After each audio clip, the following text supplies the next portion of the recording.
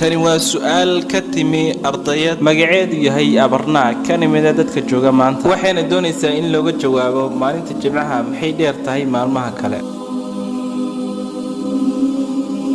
walaashu waxayna weydiisay su'aal ah maxay ahamiyad leedahay maalinta Jimcaha.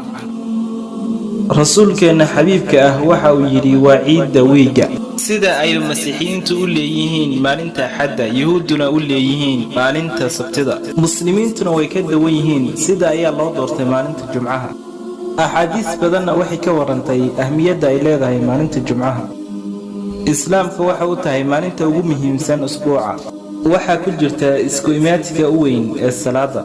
isku imaantiga salaada waa shay aad u muhiim ah sida caadiga ah anagu maalintii waxaanu tukanaa 5 jeer laakiin hal mar usbuuci anaga waxaanu leenahay salaada Jimcaha oo ah isku imaantiga u weyn sida ciidda waxaana nagu waajiba inaanu u tukanno jamaca. salaada Jimcadu waa sida salaadii aanu tukanay duhurkii. imaamku waa khudbadaya wuxuuna bixiyaa talooyin waa tawjiih usbuuciya oo muslimiintu leeyihiin. waxa laga yaabaa in laga hadlo waxyaabo iminka jooga waxa kaloo laga yaabaa in laga hadlo waxyaabo muhiim ah risaalana uu ku gudbiyo. sidaas darteed Jimcadu waa asaaska ciidda usbuuca iyo maalin madaxda wiiga ee muslimiinta.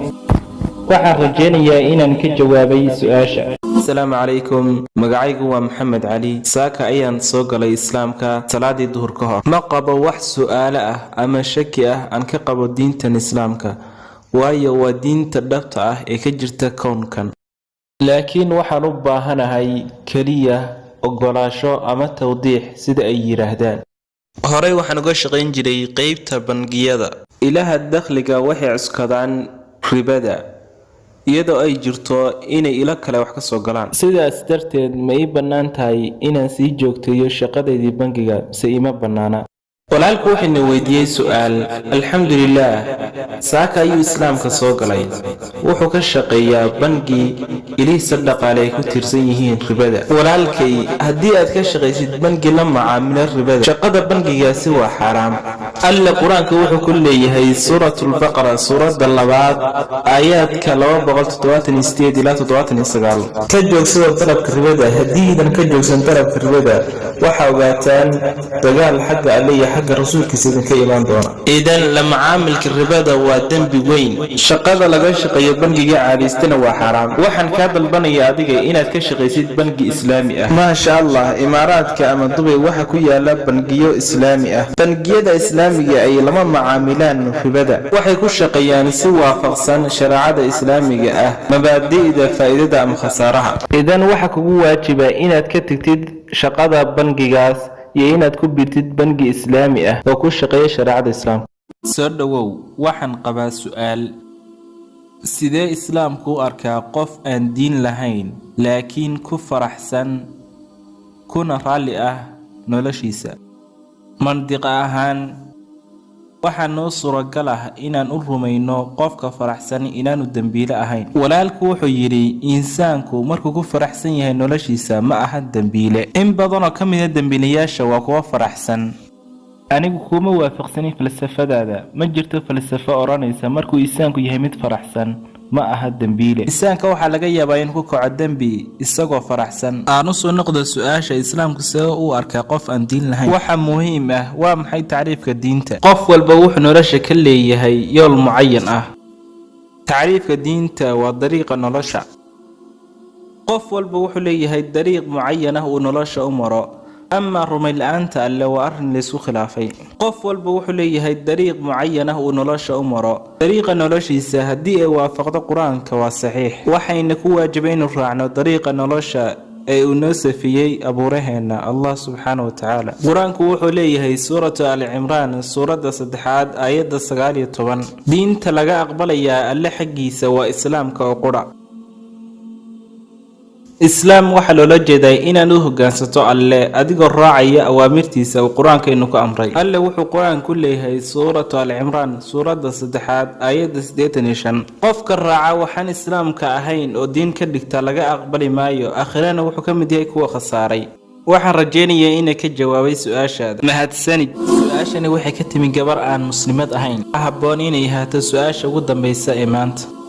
Su'aasheedu waxay tahay muxuu yahay farqiga u dhaxeeya Nabi Maxamed iyo Nabi Ciise?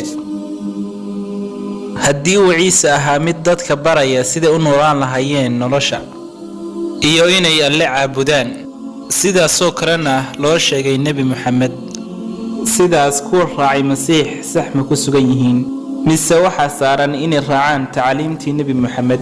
maxaa yeelay Masiix wuxuu dhulka imaan doonaa mar kale, sidaas darteed wuxuu noqon karaa nebiga u dambeeya.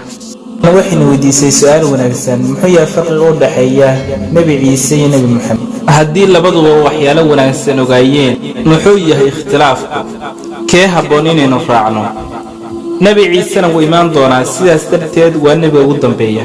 gaar ahaan su'aashan ambiyada oo dhan waxaa jira 5 nebi oo ulul casmi loo yaqaano sida xadiiska lagu sheegay. waxayna kala yihiin Nabi Ibraahim, Nabi Nuux alayhi salaam, Nabi Muuse, Nabi Ciise iyo Nabi Maxamed sallallahu alayhi wasallam. sidaas darteed waxaanu aaminsanahay inuu Nabi Ciise ka mid yahay nebiyada waaweyn. intaana su'aasha ka jawaabin, waxaan jecelahay inaan wax yar ilaahdo. qofka muslimka ah muslim ma aha haddaan rumaysnayn Nabi Ciise. waxaan rumaysanahay inuu ka mid yahay nebiyada ulul casmiga. waxaanu rumaysanahay inuu Masiix ahaa. waxaanu rumaysanahay in dhalashadiisu ahayd mucjizo, iyo kii badanka masiixiyiinta aan rumaysnayn maanta. waxaanu rumaysanahay inuu oran jiray kuwa dhintaa idanka Alle.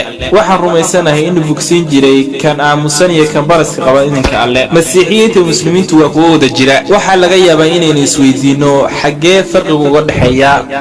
farqigu waa inay qaar ka mid ah masiixiyiintu sheegteen inuu Nabi Ciise sheegtay ilaahnimo.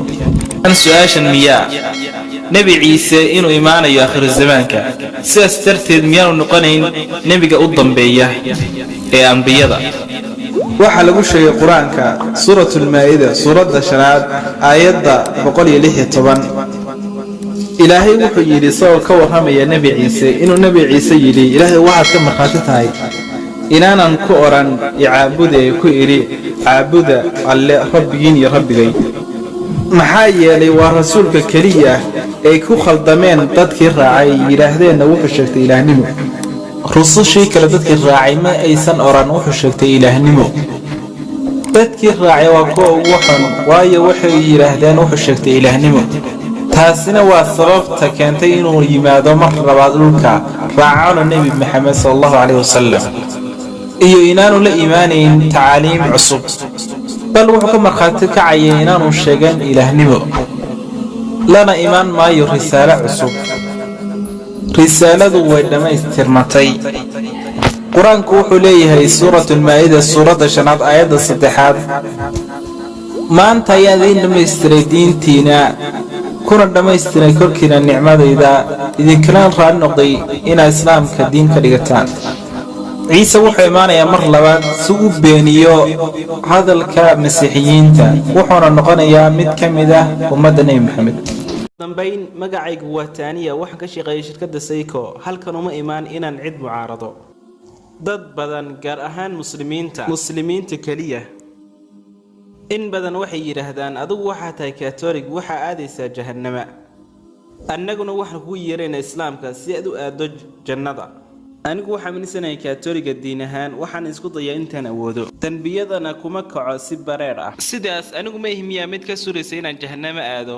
le waxaan rumaysanahay Catholic. markaan islaamana jannada miyaan aadaya? walaasha su'aashada waxay tahay in badan oo ka mid ah saaxiibada muslimiinta ay ku yiraahdaan sababta inaad masiixiyad Catholic tahay ayaad jahannama ku aadaysaa. xaqiiq ma tahay inay jahannama ku aadayso sababtan?